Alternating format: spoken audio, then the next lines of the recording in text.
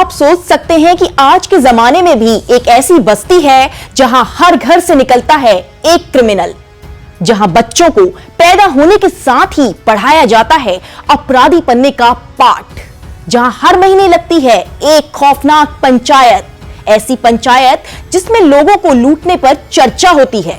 ये किसी फिल्मी कहानी की तरह लगता है, लेकिन ये हकीकत है बिहार के कटिहार जिले की एक बस्ती की, जिसे अगर अपराधी बनाने की फैक्ट्री कहा जाए तो कुछ भी गलत नहीं होगा। कटिहार के कोड़ा इलाके की जुराबगंज बस्ती, जो घर है देश के 300 अपराधियों का। आपने देश भर में बाइक में सवार होकर लूट करते हुए कई शातिर अपराधियों के बारे में सुना होगा। आए दिन अलग अलग जगह पर ऐसी घटनाएं सामने आती हैं। बाइक सवार चलते फिरते लोगों से उनका सामान लूट लेते हैं, सोना चांदी, कैश, मोबाइल, यहां तक कि कारें भी। इन लूटों को अंजाम देने वाले हैं कोड़ा गैंग के लोग। ये बेशक पूरे देश में फैले हुए हैं, लेकिन ये गैंग ऑपरेट होता है जुराबगंज से। ये सारे लड़के इसी बस्ती के हैं। इस बस्ती की कहानी बेहद हैरान करने वाली है। सालों पहले राजस्थान में रहने वाले कीचड़ जनजाति के लोग कटिहार के कोड़ा इलाके में आकर बस गए। ये लोग बेहद गरीब थे।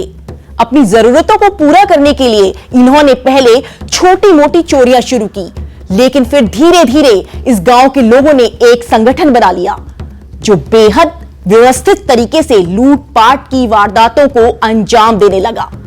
पहले छोटी चोरियों से शुरू करके धीरे धीरे इन लोगों ने पूरे देश में अपना जाल फैला लिया। ये बस्ती अब क्राइम की फैक्ट्री बन चुकी है।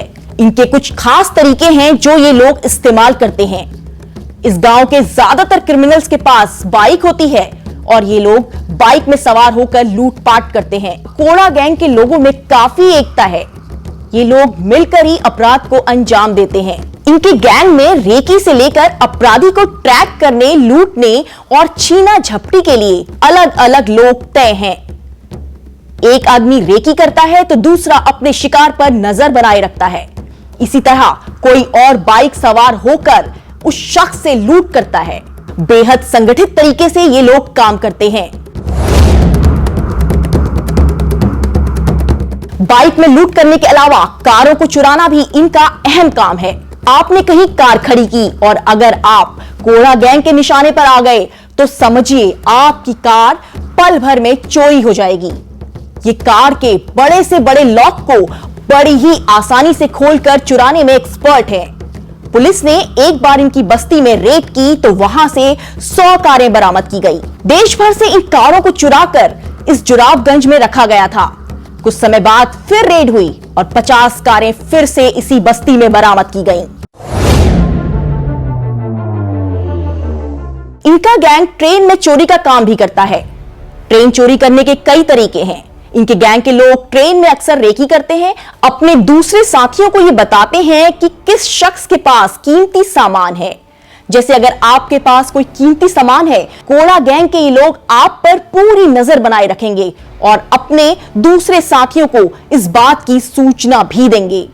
उसके बाद या तो ट्रेन के अंदर ही या फिर जब आप ट्रेन से बाहर निकलेंगे तो आपका कीमती सामान, ज्वेलरी जैसी चीजें लूट लेंगे।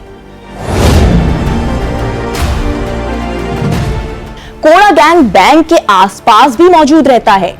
इनके निशाने पर होते हैं बैंक से पैसा निकालकर जा रहे लोग। कोड़ा गैंग के कुछ लोग बैंक के आसपास मंडराते रहते हैं।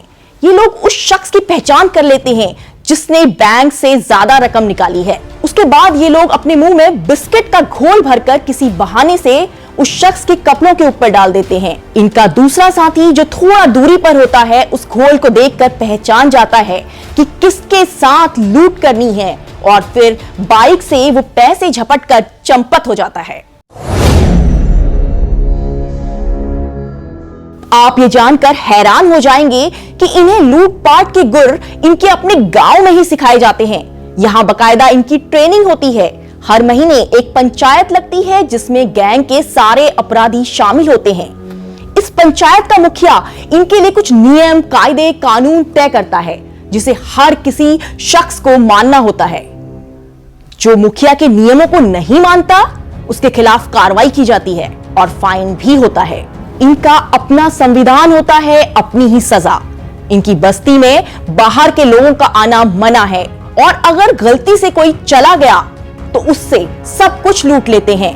वो खाली हाथ ही इनकी बस्ती से बाहर आ पाता है। इनके नियमों के मुताबिक ये लोग अपनी बस्ती के आसपास 50 से 60 किलोमीटर के दायरे में कोई वारदात को अंजाम नहीं दे सकते और अगर किसी ने इस दायरे में लूट की तो उसे फाइन भी देना होता है। किसी भी लूट या चोरी को अंजाम देने से पहले ये अपनी कुल देवी की पूजा जरूर करते हैं।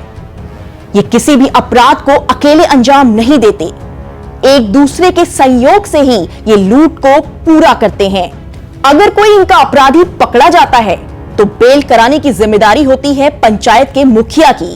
कोड़ा समुदाय के लोगों को सिर्फ अपनी ही बस्ती के लड़के लड़कियों से शादी करने की अनुमति होती है। कोड़ा गैंग के खिलाफ 5000 केस दर्ज हैं। ये लोग सालों से इसी तरह अपराध को अंजाम दे रहे हैं। इनके खिलाफ देश भर में अब तक 5000 से ज्यादा अलग अलग क्रिमिनल केसेस दर्ज हो चुके हैं। इसी साल अब तक 500 से ज्यादा मामले इस गैंग के लड़कों के खिलाफ लिखाए गए हैं, लेकिन इनके अपने खुद के इलाके में इनके नाम पर एक भी केस दर्ज नहीं है। वजह साफ है, पंचायत के वो नियम जो इन्हें इनके इलाके में क्राइम करने से रोकते हैं।